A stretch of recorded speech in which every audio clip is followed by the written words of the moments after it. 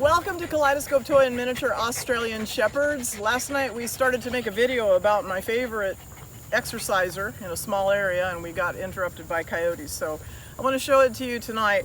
Basically all it is just a piece of fabric that's got a few knots tied in it, and it's tied onto, this is a horse lunge whip. This is an old one that I have. And this really takes tug to the next level. If you want to burn off a lot of energy off of your dog in a very small space, you can do it with this.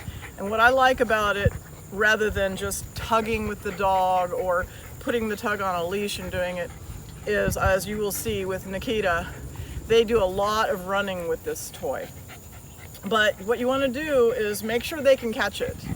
Because if you keep it out of their reach and they don't get to catch it and they run 3 or 4 laps around and they can't get it, they're going to lose interest in it really fast, because it's hard work to chase this lure, as you will see.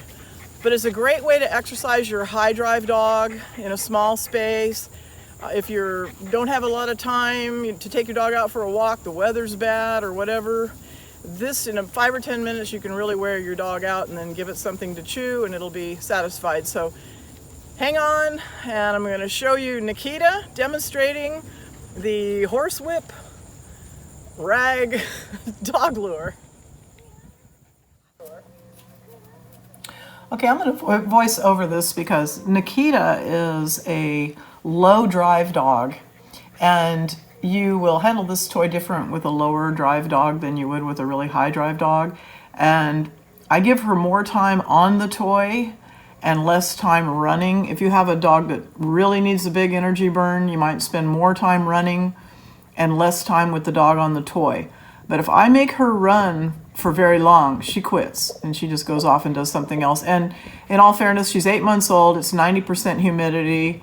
We've got the tropical storm Fred here just pumping in the humidity. So, but she's never been a high drive dog. So you will want to change the way that you do things depending on how much drive your dog has. But I always like to quit with the dog wanting more. I don't want the dog to run out of gas and go off and do something else. And so here I'm letting her have her mouth on it quite a bit. I'm doing a little bit of light tugging. If I tugged it a lot, she would quit. And so you have to know your dog. With her, she likes me to kind of flap it around and make it into a prey item. And, wave it in the air. She likes that, but, it doesn't take much for her. And my dogs run all of the time, so this isn't novel for her to get a chance to run. But if you don't have a large yard, you can do this in a small yard. You just want to make sure your dog has good traction. You don't want to do it on any slippery surface, and you don't want them leaping up in the air, especially a puppy like this. She's only 8 months old. See, I'm letting her win.